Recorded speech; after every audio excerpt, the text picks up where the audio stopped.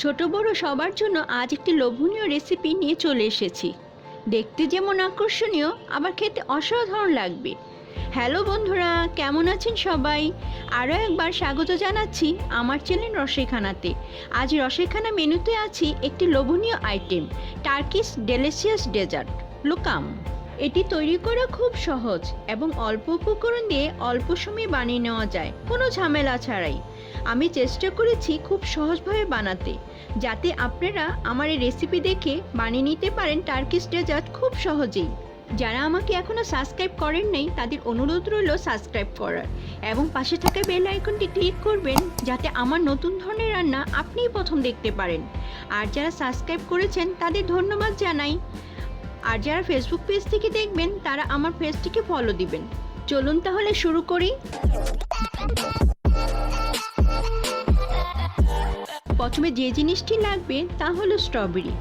এখানে আমি half KG strawberry নিয়েছি, পরিষ্কার করে ধুয়ে। এখন ছোট ছোট টুকরো করে কেটে নেব। এভাবে করে আমি সবগুলো স্ট্রবেরি কেটে নিয়ে নিব।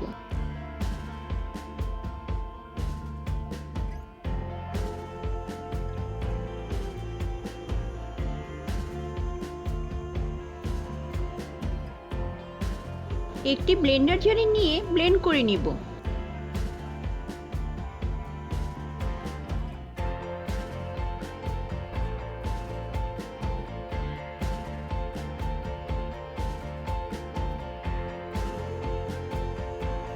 যে প্যানিটি তৈরি করব সেই প্যানে ছাঁকনি দিয়ে ছেঁকে নেব।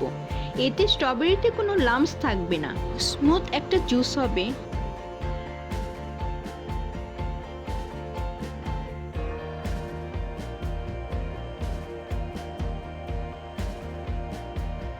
হয়ে গেছে। এখন আমি একে একে উপকরণগুলো দিয়ে দিব। সব কিছু মিশিয়ে তারপর আমি চুলার কাছে যাব, তাতে দলা পেকে যাবে না। 100 গ্রাম চিনি ব্লেন্ডারে ব্লেন্ড করে নিয়েছি, দিয়ে দিব। আপনারা চাইলে আইসিং সুগার ইউজ করতে পারেন, এতে চিনি গলানোর সময় কম লাগবে। 2 চামচ কর্নফ্লাওয়ার নিয়েছি, দিয়ে দিব। ভালোভাবে সময় নিয়ে মিশিয়ে নিতে হবে। খেয়াল রাখতে হবে যেন কোনো দলা না থাকে, দলা থাকলে এটি ভালো হবে না।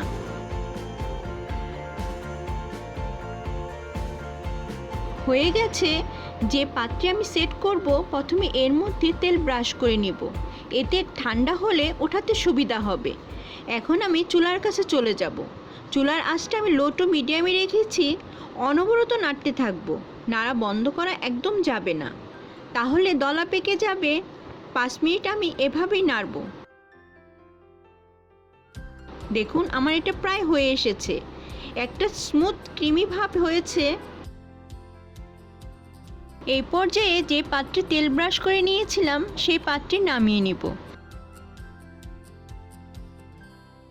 একটি স্প্যাচুলা দিয়ে ছড়িয়ে দেব সমানভাবে, বেশি পাতলাও না আবার বেশি মোটাও না, ঠিক এইভাবে। ঠান্ডা হওয়ার জন্য অপেক্ষা করব 30 মিনিট। আমার এটা ঠান্ডা হয়ে গেছে, সুন্দরভাবে সেট হয়েছে। এখন একটি নাইফ দিয়ে শেপ দিয়ে নিব। আপনারা চাইলে আপনাদের ইচ্ছা মতো শেপ দিয়ে নিতে পারেন। আমি আজ স্কয়ার শেপ দিব। একটি তুলে দেখাচ্ছি, দেখুন দেখতে কত সুন্দর হয়েছে। এখন আমি গার্নিশ করব। আপনারা চাইলে গার্নিশ ছাড়াও পরিবেশন করতে পারেন, তবে গার্নিশ করলে দেখতে আকর্ষণীয় হবে। কথায় আছে, আগে দর্শনধারী তারপর গুণ বিচারী। বুঝলেন কিছু? আমি এখানে নারকেল কুড়িয়ে শুকিয়ে নিয়েছি। একটি বাটিতে নিয়ে নেব। অল্প আইসিং সুগার নিয়ে নেব।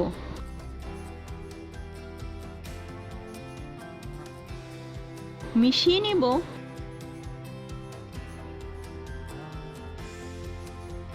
এখন একটি পিস নিয়ে এটার মধ্যে এপিটোপিট করে গড়িয়ে নেব।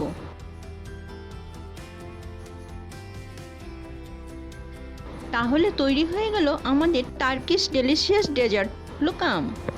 আমার এই রেসিপি দেখে আপনারা বাসায় তৈরি করবেন। ভালো থাকবেন, সুস্থ থাকবেন। আবার দেখা হবে নতুন কোনো রান্না নিয়ে।